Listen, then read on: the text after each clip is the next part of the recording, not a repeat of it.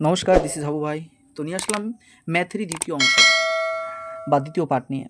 Math শেখার জন্য যেমন আমি প্রথম পার্টে বলেছিলাম যে নামতা, তারপরে স্কোয়ার, কিউব, তারপরে আমাদের যেটা বদমাশের রুল সেটা ফলো করতে হবে, তেমনই আমাদের একটা সংখ্যা আছে। আমরা জানি অঙ্কতে মোট 10টি সংখ্যা থাকে, যেমন কি 1, 2, 3, 4, 5, 6, 7, 8, 9 আর একটা হলো শূন্য। তেমনই অঙ্কতে দু ধরনের মান হয়, একটা হলো প্রকৃত মান, একটা হলো স্থানীয় মান। প্রকৃত মান বলতে বোঝায় তার নিজস্ব মান।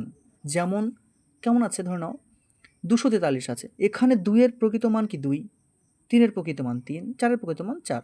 তেমনই কি আছে স্থানীয় মান বলতে কি বোঝায়, যে তা একক দশক অনুযায়ী যে মানগুলো থাকে আমাদের, যেমন কি ধরুন এখানে লেখা আছে কত 3, 4, 3, 9, 2, 6, 5, 1, 8, 5। তো এখানে একক দশক করে আমরা লিখবো, কেমন করে লিখি, একক দশক, শতক, হাজার, অযুত, লক্ষ, নিযুত, কোটি। এখানে কেমন দুইয়ের মান কেমন দেখো, দুইয়ের মান কত আছে, 2 লাখ। এটা হলো স্থানীয় মান। প্রকৃত মান আর স্থানীয় মানের তফাৎ এটুকুই। প্রকৃত মান বলতে সেই মানকেই বোঝায়, স্থানীয় মান বলতে বোঝায় একক দশক অনুযায়ী যে মানটা আছে। যেমন এখানে একটা অঙ্ক আছে কেমন, 4350-এর 3 ও 5-এর স্থানীয় মানের পার্থক্য কত? তাহলে 3-এর মান কত, 300, এটা 500, পার্থক্য কত, 250। বুঝতে পারলা? তো স্থানীয় মান প্রকৃত মানটা ভালো করে বুঝে নাও। এরপর নেক্সট ভিডিওতে আমরা মৌলিক সংখ্যা, যৌগিক সংখ্যা, তারপর জোড় সংখ্যা, বিজোড় সংখ্যা সম্বন্ধে আলোচনা করবো। ওকে, আজকের জন্য এইটুকুই। ভালো থেকো, সুস্থ থেকো। আর যারা চ্যানেল সাবস্ক্রাইব করেনি, করে নিও।